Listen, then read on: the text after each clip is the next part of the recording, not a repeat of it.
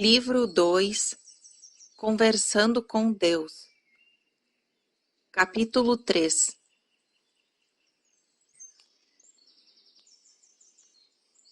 Continuação da narrativa. O autor. Então, retrocedendo e resumindo o que o Senhor está me dizendo, parece que eu cheguei a estes pontos principais. A vida é um processo contínuo de criação.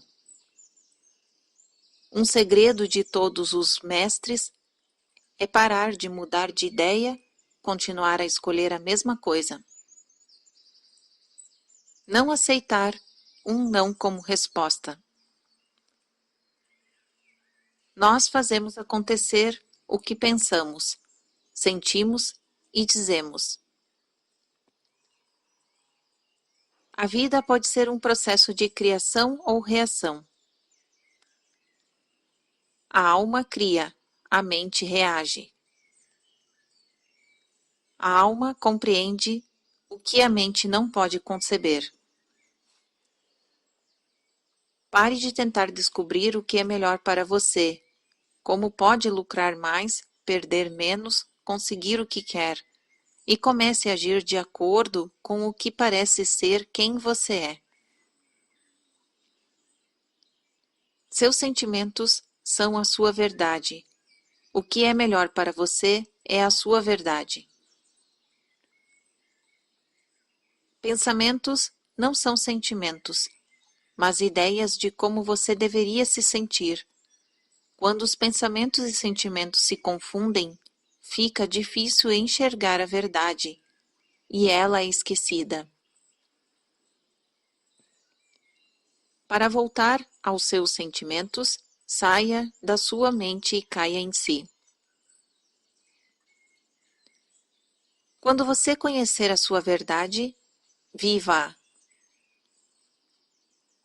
Os sentimentos negativos não são sentimentos, mas pensamentos a respeito de algumas coisas, baseados sempre em sua experiência anterior ou na experiência de outras pessoas. A experiência anterior não é um indicador da verdade, porque a verdade pura é criada aqui e agora, não representada. Para mudar a sua reação a alguma coisa, permaneça no presente. Isto é no momento presente. O momento que lhe foi concedido e era o que era antes de você pensar nele. Em outras palavras, esteja aqui agora, não no passado ou no futuro. O passado e o futuro só podem existir no pensamento. O momento presente é a única realidade.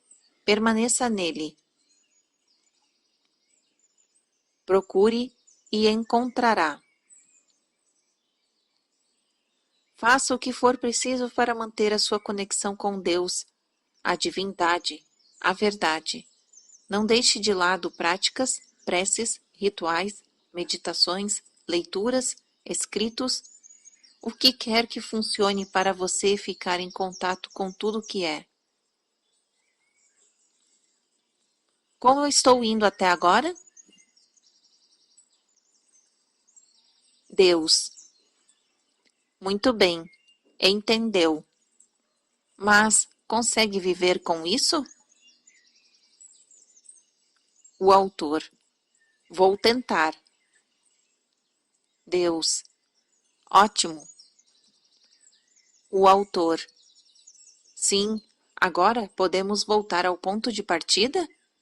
Fale-me sobre o tempo. Deus.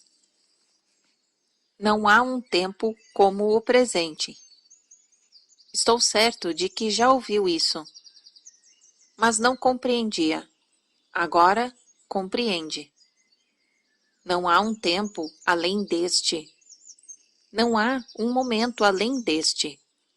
Tudo o que há é o agora. O autor. E quanto ao ontem e o amanhã? Deus. São produtos da sua imaginação, construções da sua mente. Inexistem na realidade máxima. Tudo o que já ocorreu, está ocorrendo e ocorrerá, está ocorrendo agora. O autor. Eu não compreendo.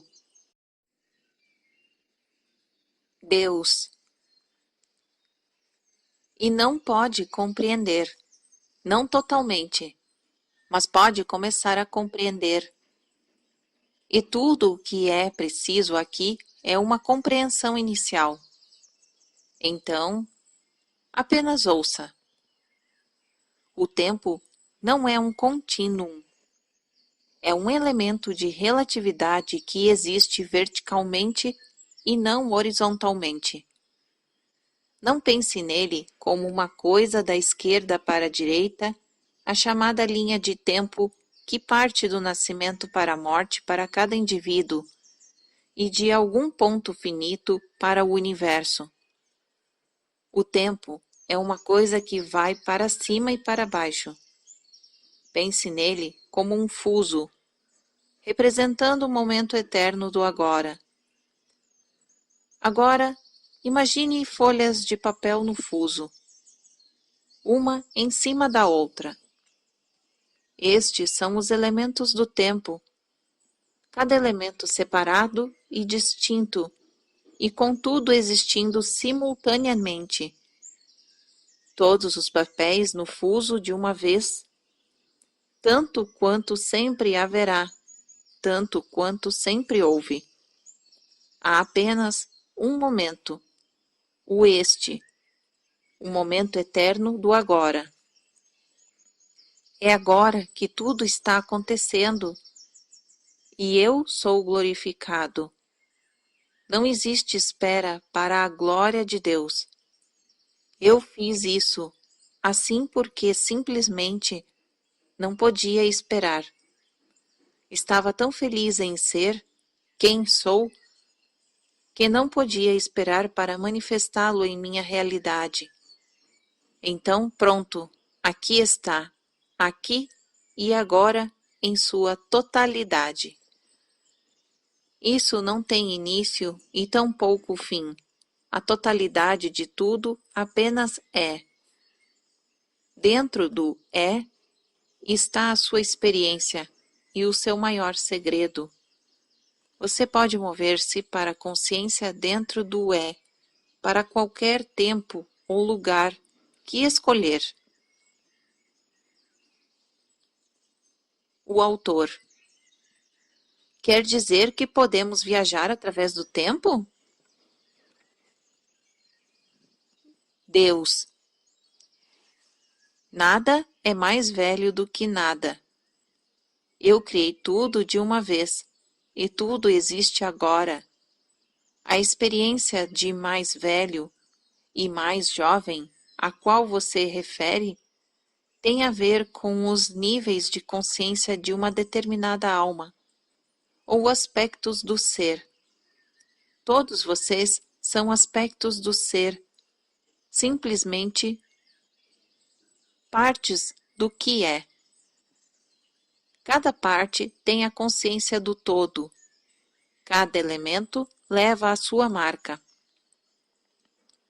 A consciência é a experiência dessa consciência sendo despertada. O aspecto individual do todo toma consciência de si mesmo. Torna-se literalmente consciente de si mesmo. Então, pouco a pouco, toma consciência dos outros e a seguir do fato de que não há outros, esse todo é um. Finalmente, toma consciência de mim, do meu eu grandioso. Sim, e muitos de vocês viajaram. Na verdade, todos vocês viajaram e viajam rotineiramente, em geral, no que chamam de seu estado de sonho. A maioria de vocês não tem consciência disso, não pode conservá-la, mas a energia gruda em você como cola. E às vezes há resíduo suficiente para outras pessoas sensíveis a essa energia dizerem coisas sobre seu passado ou futuro. Elas sentem ou leem esse resíduo e você as chama de videntes ou médiums.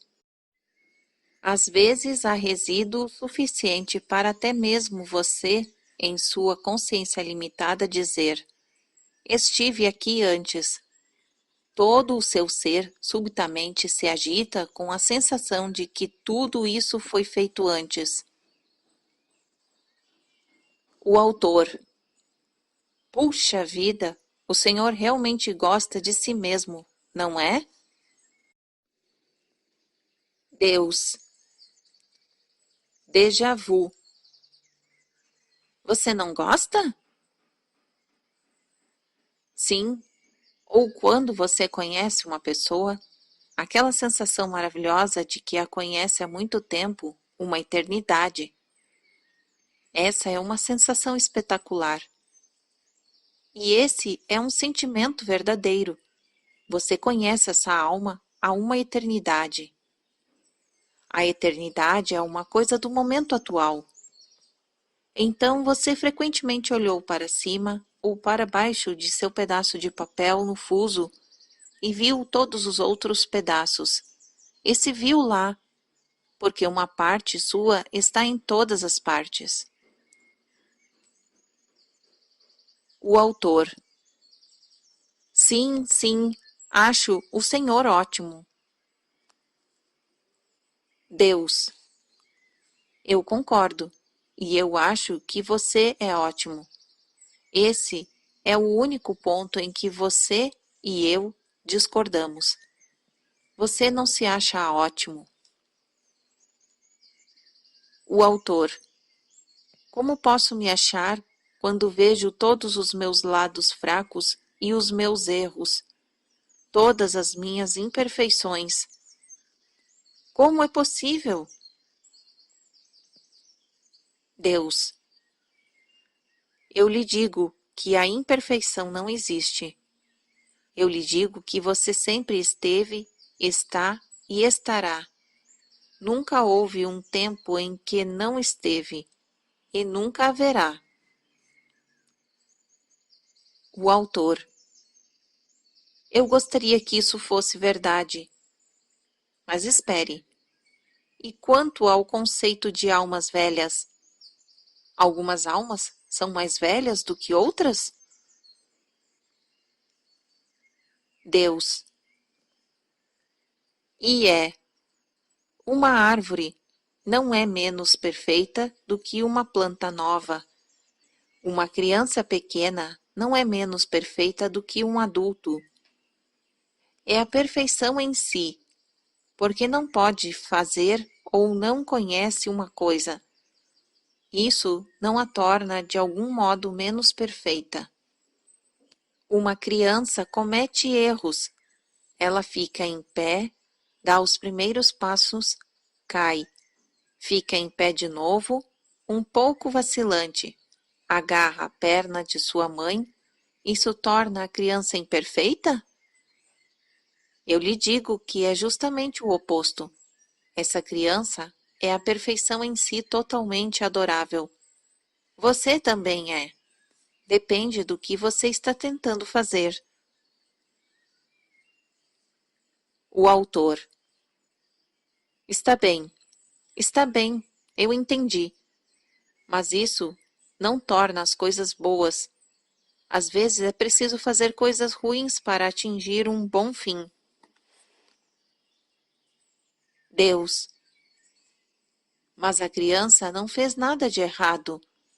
Não desobedeceu, feriu outra pessoa ou a si mesma conscientemente. O autor. O que então não as torna ruins, não é? São apenas meios de atingir um fim. Deus. A criança não distingue certo de errado. O autor. Está dizendo que o fim justifica os meios? Deus. Exatamente. O que você acha? Você também não? O autor. Não, definitivamente não. Deus. Mas eu distingo. Sei que é errado matar pessoas e que é certo amá-las. Sei que é errado ferir e certo curar, tornar as coisas melhores. Sei que é errado roubar, usar outra pessoa, ser desonesto. O autor. O Senhor está brincando comigo agora. Deus. Que seja. Não percebe o que você está fazendo aqui? Está criando as regras enquanto prossegue. E não percebe outra coisa. Está perfeitamente certo. É o que deveria estar fazendo. Todavia, é um processo de decidir quem você é e depois experimentá-la. À medida que você vai ampliando a sua visão, cria novas regras para incluí-la. À medida que vai ampliando a sua ideia sobre o seu eu, cria novos fazer e não fazer, sims e nãos, para incluí-la.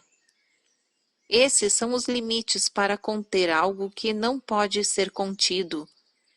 Você não pode conter a si mesmo, porque é tão ilimitado quanto o universo. Contudo, pode criar um conceito sobre o seu eu ilimitado, imaginando, e depois aceitando limites. Em certo sentido, esse é o único modo de conhecer-se como algo em particular.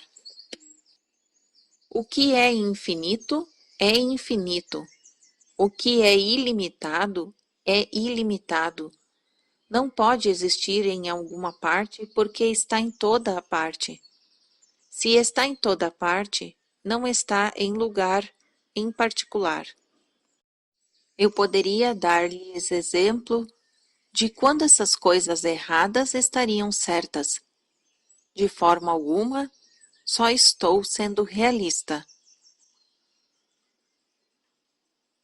O autor. O Senhor está dizendo que há exceções a todas as regras?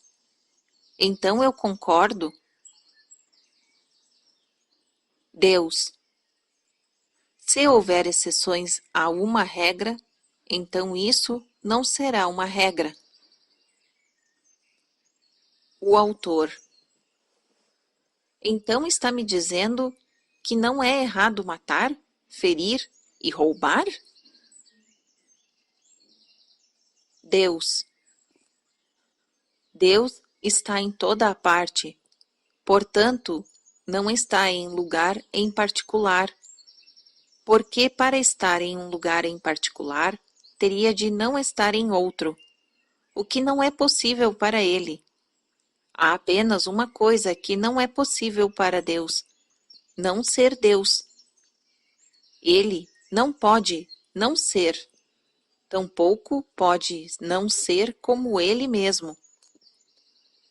Não pode perder sua qualidade divina. Eu estou em toda a parte, e isso é tudo. E como estou em toda a parte, não estou em lugar em particular. E se não estou onde estou? Aqui e agora. O autor. Eu adorei isso. O Senhor disse a mesma coisa no primeiro livro, mas eu adorei ouvir. Então continue. Deus. Você é muito gentil e entende isso melhor agora. Percebe como criou suas ideias de certo e errado apenas para definir quem você é? Percebe que sem essas definições, esses limites, você não é coisa alguma?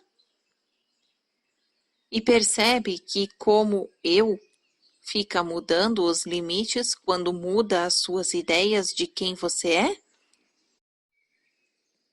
O autor. Bem, eu entendo o que o senhor está dizendo, mas não parece que mudei muito os limites, meus próprios limites pessoais. Para mim sempre foi errado matar, roubar e ferir outra pessoa. Os conceitos mais amplos pelos quais nós governamos existem desde o início dos tempos, e a maioria dos seres humanos os aprova. Deus. Então, por que você tem guerras? O autor. Porque sempre há alguns que descumprem as regras. Há uma maçã podre em todo o cesto. Deus. O que eu vou lhe dizer agora e nas passagens que seguem podem ser muito difíceis de ser compreendido e aceito por algumas pessoas. Irá contra muito do que é considerado verdade em seu sistema de pensamento atual. Contudo, não posso deixá-lo de continuar a ter essas ideias, se for para este diálogo ser-lhe útil. Então devemos agora, neste segundo livro, examinar alguns destes conceitos imediatamente. Mas isso será um pouco assustador. Você está pronto? O autor. Acho que sim. Obrigado pelo aviso. O que o senhor vai me dizer que é tão dramático ou difícil de compreender ou aceitar? Deus. Eu lhe direi que não há maçãs podres. Só há pessoas que discordam do seu ponto de vista a respeito das coisas que constroem um modelo diferente do mundo. Eu lhe direi que não existem pessoas que fazem coisas inadequadas, dados os seus modelos do mundo. O autor. Mas então os modelos delas estão totalmente confusos. Eu sei o que é certo e errado, e o fato de outras pessoas não saberem não me torna maluco. Elas é que são malucas. Deus. Eu lamento dizer que é exatamente esta atitude que dá início às guerras. O autor. Eu sei. Fiz isso de propósito. Estava apenas repetindo o que ouvi muitas pessoas dizerem. Mas como responder a pessoas assim? O que poderia dizer? Deus.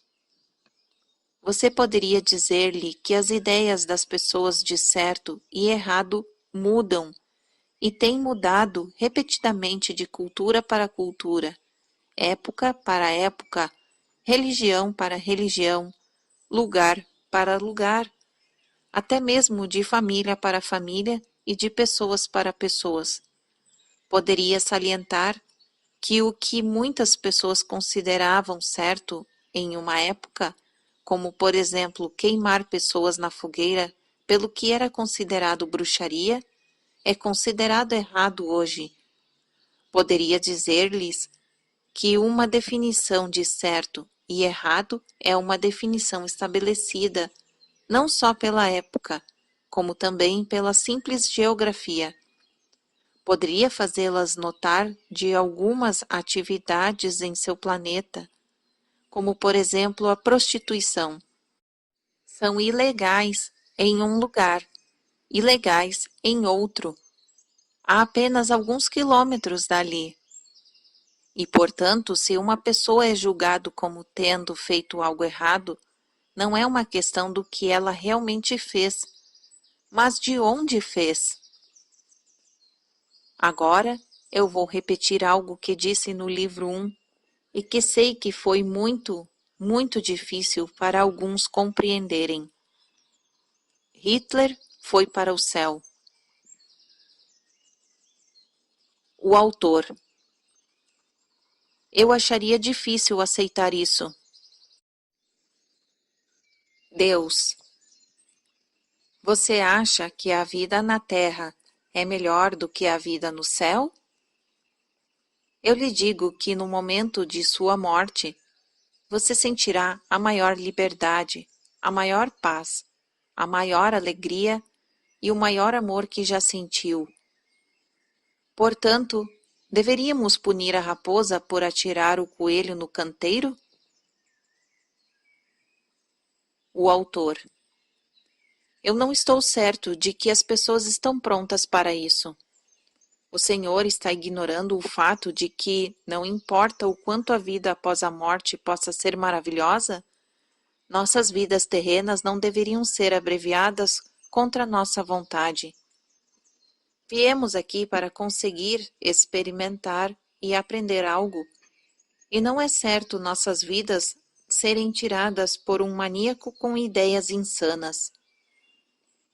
O objetivo deste livro e de todos os livros na trilogia que estamos criando é criar a qualidade de estar pronto para um novo modelo, uma nova compreensão, uma visão mais ampla e uma ideia mais nobre. Bem, eu vou ter de fazer aqui as perguntas que sei que muitas pessoas estão querendo fazer. Como um homem como Hitler poderia ter ido para o céu? Todas as religiões do mundo, eu diria que todas, o declararam condenado diretamente ao inferno. Deus. Em primeiro lugar, você não está aqui para aprender algo. Releia o livro 1. A vida não é uma escola, e seu objetivo aqui não é aprender, é relembrar. E, em geral, a vida é abreviada por muitas coisas. Um furacão, um terremoto. Em primeiro lugar, ele não poderia ter ido para o inferno porque o inferno não existe. Portanto, só resta um lugar para o qual poderia ter ido. Mas essa não é a questão.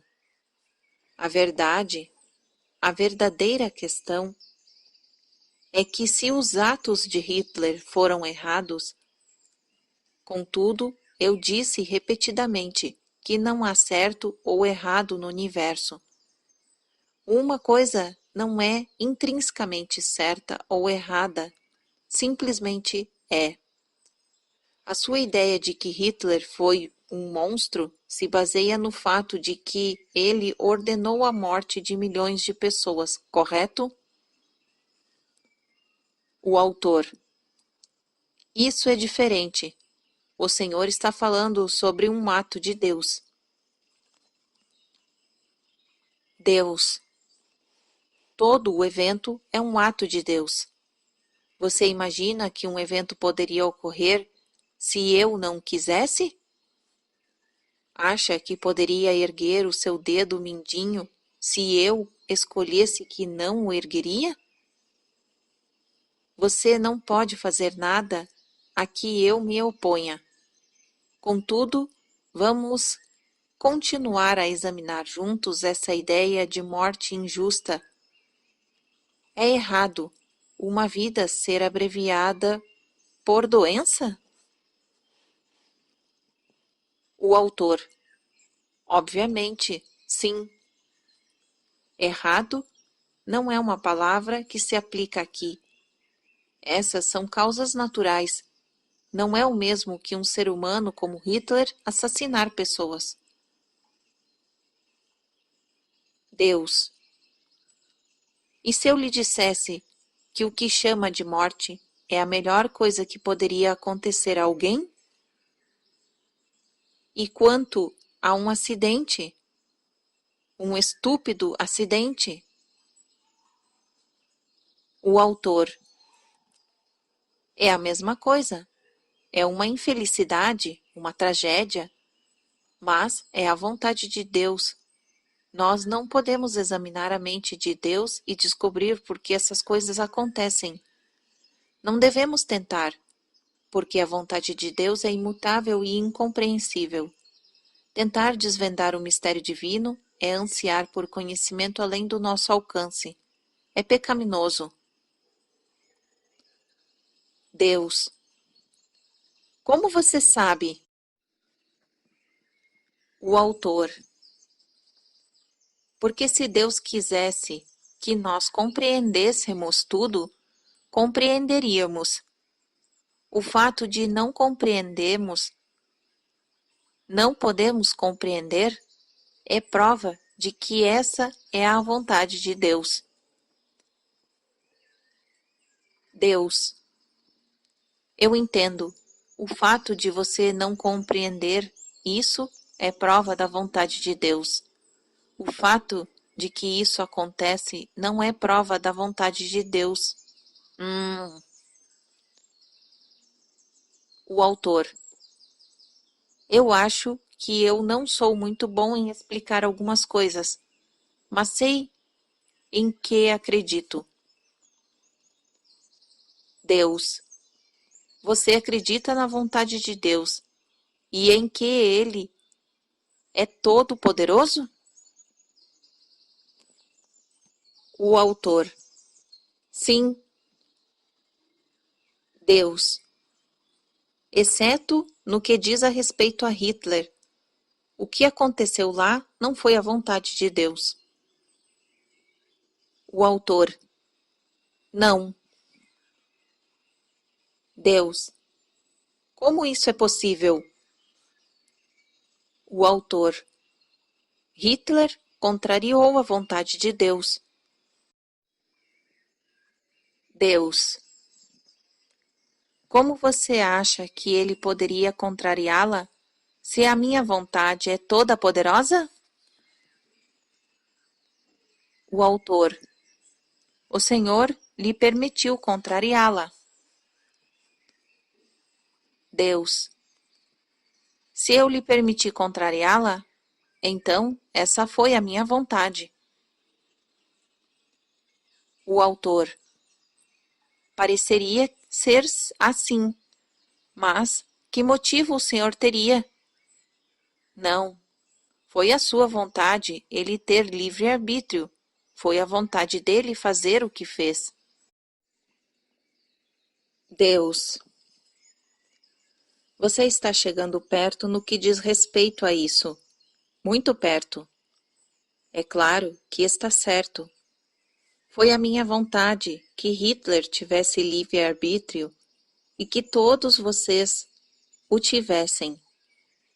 Mas não é a minha vontade que sejam eternamente punidos se não o fizerem a escolha que eu quero que façam. Se esse fosse o caso, o quão livre eu teria tornado o seu arbítrio? Vocês são realmente livres para fazerem o que querem e sabem que sofrerão indescritivelmente se não fizerem o que eu quero. Que tipo de arbítrio é esse? O autor. Isso não é uma questão de punição. É apenas uma lei natural, uma questão de consequências. Deus. Estou vendo que você aprendeu bem as lições teológicas que lhe permitem me considerar um Deus vingativo, sem me tornar responsável por isso. Mas quem criou essas leis naturais? E se nós pudéssemos concordar em que eu as criei, por que as criaria? E depois lhe daria o poder de descumpri-las? Se eu não quisesse que você fosse afetado por elas, se fosse a minha vontade que os meus seres maravilhosos nunca sofressem, por que criaria a possibilidade de isso ocorrer? E então, por que eu continuaria a tentá-los dia e noite a descumprir as leis que criei? O autor: o Senhor não nos tenta. Quem nos tenta é o demônio.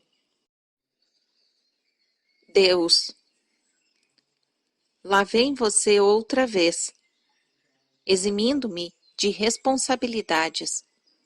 Não percebe que o único modo de poder explicar a sua teologia é me considerar sem poderes? Que o único modo de as suas explicações fazerem sentido é as minhas não fazerem? Você realmente se sente bem com a ideia de um Deus que cria um ser cujos atos não pode controlar? O autor: eu não disse que o Senhor não pode controlar o demônio. Pode controlar tudo. É Deus. Apenas escolhe não controlar. Permite que o demônio nos tente, procure conquistar as nossas almas. Deus: mas por quê? Por que eu faria isso se desejo que vocês retornem para mim? O autor: porque o Senhor quer que retornemos para o Senhor por vontade própria, não porque não há outra escolha. Criou o céu e o inferno para poder haver uma escolha. Então poderíamos agir de acordo com a nossa vontade, não simplesmente seguir um caminho porque não há outro. Deus: posso ver como você chegou a essa conclusão. Foi assim que eu apresentei isso em seu mundo. E então acha que é como deve ser no meu. Em sua realidade, o bem não pode existir sem o mal. Então, você acredita que deve ser o mesmo na minha.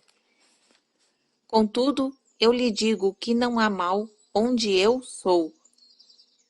E não existe demônio. Existe apenas a totalidade de tudo, a unicidade e a consciência, a experiência disso. Minha esfera é a esfera do absoluto, onde uma coisa não existe em relação à outra, mas independente de tudo. Meu lugar é o lugar onde tudo que existe é amor. O autor: e nada que pensamos, dizemos ou fazemos na Terra tem consequências? Deus: ah, sim, olhe ao seu redor. O autor: eu quero dizer após a morte. Deus: não existe morte. A vida continua eternamente. A vida é. Você simplesmente muda de forma.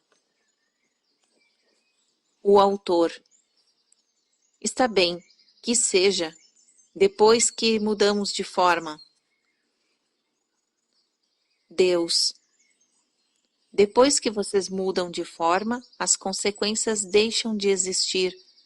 Existe apenas conhecimento. As consequências são um elemento de relatividade. Não têm lugar no absoluto porque dependem do tempo linear e de eventos contínuos. Existem na esfera do absoluto. Nessa esfera, só há paz, alegria e amor.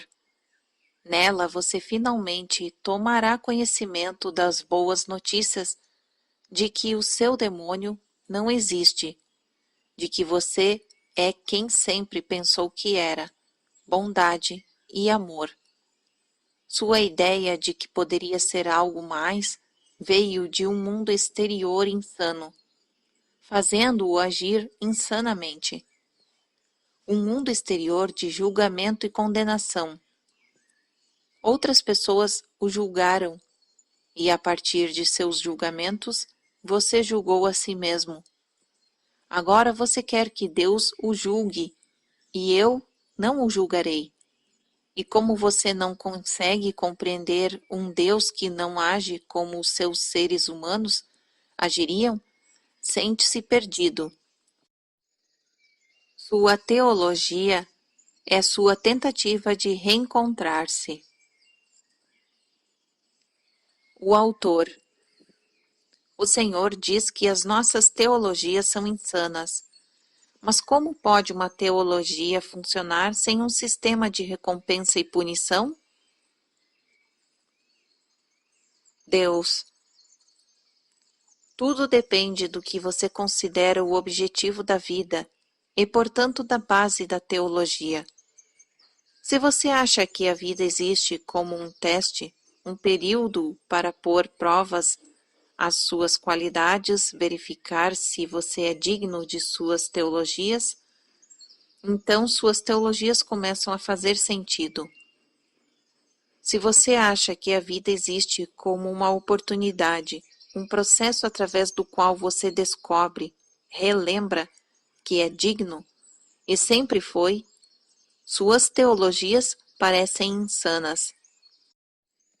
Se você acha que Deus é egocêntrico, exige atenção, adoração, gratidão e afeição, e o matará para consegui-lo, suas teologias começam a ser compreensíveis.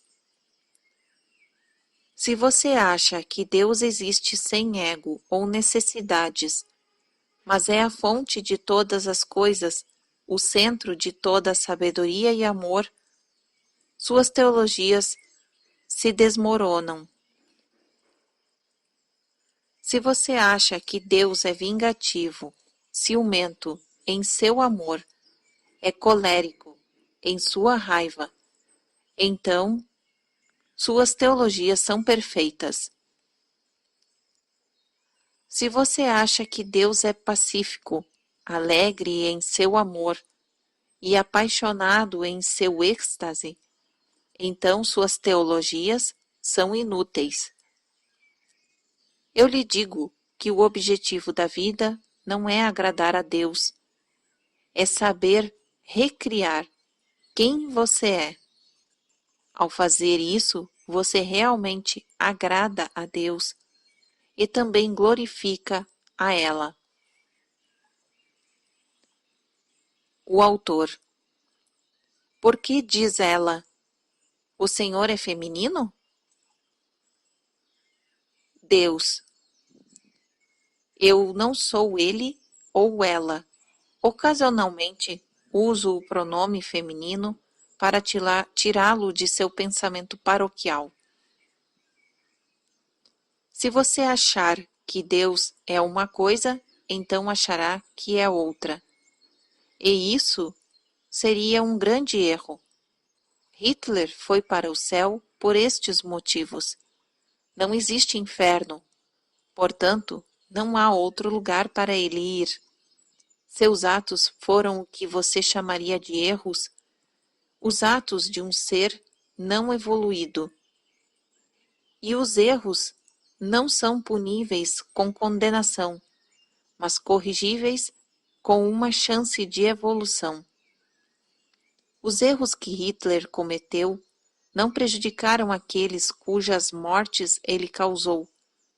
Essas almas foram libertas de seu cativeiro terreno como borboletas que saem de um casulo. As pessoas que foram deixadas para trás lamentam suas mortes apenas porque não sabem da alegria que essas almas tiveram. Quem já experimentou a morte nunca lamenta a morte de outra pessoa. Sua afirmação de que suas mortes foram prematuras e, portanto, de um modo erradas, sugere que algo poderia acontecer no universo quando não deveria. Contudo, dado quem é o que eu sou, isso é impossível. Tudo que ocorre no universo ocorre perfeitamente. Deus não cometeu um só erro em um espaço de tempo muito longo. Quando você vê a perfeição total em tudo, não apenas nas coisas com que concorda, mas talvez especialmente nas que discorda, atinge a maestria. O autor. É claro que eu sei de tudo isso que foi visto no livro 1, mas achei que era importante para aqueles que não o leram ter uma base para a compreensão no início deste livro. É por esse motivo que eu o levei a essa série de perguntas e respostas. Mas agora, antes de continuarmos, gostaria de falar apenas um pouco mais sobre algumas das teologias muito complexas que nós, seres humanos, criamos. Por exemplo, na minha infância, aprendi que era um pecador, que todos os seres humanos eram pecadores, que não podíamos evitá-lo, havíamos nascidos assim em pecado. Deus. Esse é um conceito interessante. Como alguém o fez acreditar nisso? O autor. Eles nos contaram a história de Adão e Eva. Disseram-nos, no catecismo, da quarta, quinta e sexta série, que bem, talvez, nós não tivéssemos pecado, e certamente os bebês não pecaram, mas Adão e Eva pecaram, e nós somos os seus descendentes. Por isso herdamos a sua culpa, assim como as suas naturezas pecadoras. Veja bem, Adão e Eva comeram o fruto proibido, partilharam o conhecimento do bem e do mal, e portanto condenaram todos os seus herdeiros e descendentes à separação de Deus no nascimento. Todos nós nascemos com esse pecado original em nossas almas. Todos nós somos culpados. Creio que nos foi concedido o livre-arbítrio para ver se faremos como Adão e Eva e desobedeceremos a Deus, ou se poderemos superar a nossa tendência natural e herdada a errar e fazer as coisas certas em vez de ceder às tentações do mundo. Deus. E se vocês errarem? O autor. O Senhor nos mandará para o inferno. Deus. Mandarei? O autor. Sim, a menos que nos arrependamos. Deus. Entendo. O autor. Se dissermos que nos arrependemos, realizaremos um perfeito ato de contrição. O Senhor nos salvará do inferno, mas não de todo o sofrimento. Ainda teremos de ir para o purgatório durante um período para nos purificarmos de nossos pecados. Deus. Quanto tempo vocês terão de ficar no purgatório? O autor. Depende. Nós temos de ter os nossos pecados extintos pelo fogo. Posso lhe dizer que isso não é muito agradável. E quanto mais pecados tivermos, mais tempo demorará para extingui-los, mais tempo ficaremos lá. Foi isso que me disseram. Deus. Eu compreendo. O autor. Mas pelo menos nós não iremos para o inferno, que é eterno. Por outro lado, se morrermos em pecado mortal, iremos diretamente para lá. Deus. Pecado mortal? O autor. O oposto de pecado venial. Se morrermos com um pecado venial em nossa alma, iremos apenas para o purgatório. O pecado mortal nos manda diretamente para o inferno. Deus. Você pode me dar um exemplo dessas várias categorias de pecados das quais lhe falaram? O autor. É claro, os pecados mortais são sérios. como grandes crimes, delitos teológicos graies, coisas como assassinato, estupro, roubo. Os pecados veniais são um pouco menos importantes, delitos teológicos leves. Um pecado venial seria falar a missa em um domingo, ou antigamente, como comer carne em uma sexta-feira santa. Deus. Espere um minuto. Esse seu Deus o mandaria para o purgatório se você comesse carne em uma sexta-feira santa? O autor. Sim, mas não manda mais. Desde o início da década de 60. Mas, se comêssemos carne em uma sexta-feira antes do início da década de 60, ai de nós. Deus. É mesmo? O autor. Sim. Deus. Bem, o que aconteceu no início da década de 60 que fez isso deixar de ser um pecado? O autor. O Papa disse que não era mais um pecado. Deus. Que igreja? Eu entendo. E esse seu Deus o obriga a ir à igreja aos domingos? Sob pena de ser punido? O autor. A Santa Igreja Católica Apostólica Romana, é claro. Essa é a Igreja de Deus. De fato, se você é católico e frequenta outra igreja, isso também é um pecado. Não ir à missa é um pecado, sim. E se não confessado, e você morrer com esse pecado em sua alma, terá de ir para o purgatório. Deus. Eu pensei que era um pecado não ir à igreja. O autor. E também é um pecado ir à igreja errada. Deus. Mas, e quanto a uma criança? Uma criancinha inocente que não conhece essas regras pelas quais Deus ama? O que é uma igreja errada? Para onde? Deus. Qualquer igreja que não seja católica romana. Você não pode ser batizado ou casar-se na igreja errada, nem mesmo pode frequentá-la.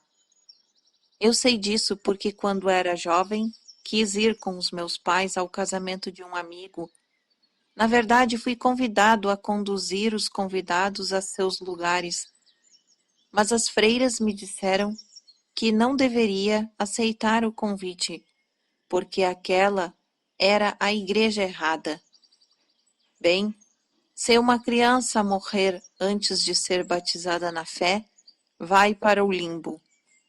O limbo, esse, não é um lugar de punição, mas também não é o céu. É, bem, o limbo. Lá, você não pode ficar com Deus, mas pelo menos não tem de ir para o inferno. Deus. Você lhes obedeceu? Mas por que essa bela e inocente criança não poderia ficar com Deus? Ela não fez nada de errado. O autor. Isso é verdade, mas a criança não foi batizada. Não importa o quanto os bebês são perfeitos e inocentes, ou o são as pessoas. Eles têm de ser batizados para ir para o céu. Caso contrário, Deus não pode aceitá-los. É por isso que é importante batizar rapidamente os filhos, logo após o nascimento. As freiras? Não. Imaginei que Deus, o Senhor, estaria na outra igreja com a mesma boa vontade com que estaria na minha. E então fui. Fiquei em pé no altar com o meu smoking e me senti bem. Deus. Ótimo. Bem, agora vamos ver. Temos o céu, o inferno, o purgatório, o limbo, o pecado mortal e o venial. Falta alguma coisa? Quem lhe disse isso tudo? O autor. Bem, a confirmação, a comunhão, a confissão, o exorcismo e a extrema-unção. Deus. Há Deus através da sua igreja? Já chega. O autor. Os santos padroeiros e os dias santos de obrigação.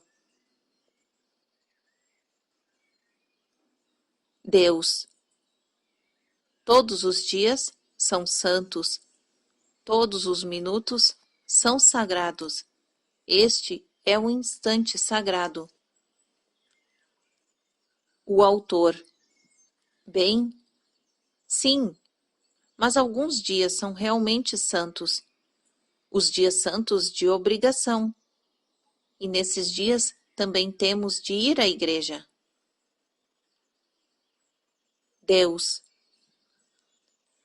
Aqui vamos nós com os temos novamente. E o que acontece se vocês não forem? O autor. É um pecado. Deus. Então vocês vão para o inferno. O autor. Bem, você vai para o purgatório se morrer com esse pecado em sua alma. Por isso é bom confessar-se. Na verdade, o mais frequentemente possível. Algumas pessoas se confessam todas as semanas, outras até mesmo todos os dias. Assim podem purificar-se, manter-se puras para o caso de morrerem. Deus. Puxa vida, você fala sobre viver com medo constante. O autor. Sim, veja bem, esse é o objetivo da religião. Incutir em nós o temor a Deus. Então faremos as coisas direito e resistiremos às tentações. Deus. Mas se você cometer um pecado entre as confissões e depois morrer em um acidente ou de alguma outra forma? O autor. Não tem problema. É só não entrar em pânico e fazer um perfeito ato de contrição. Ah, meu Deus, lamento sinceramente ter ofendido a vós. Deus. Está bem, chega. O autor. Mas espere, essa é apenas uma das religiões do mundo. O senhor não quer examinar algumas das outras? Deus. Não. Já pintei o quadro. O autor. Bem, espero que as pessoas não achem que estou simplesmente ridicularizando as suas crenças. Deus. Você não está ridicularizando ninguém, apenas dizendo quais são as crenças. É como o seu presidente americano, Harry Truman, costumava dizer: "Dá duro neles, Harry", gritavam as pessoas, e Harry dizia: "Eu não dou duro neles, apenas cito-os diretamente, e isso parece ser terrível."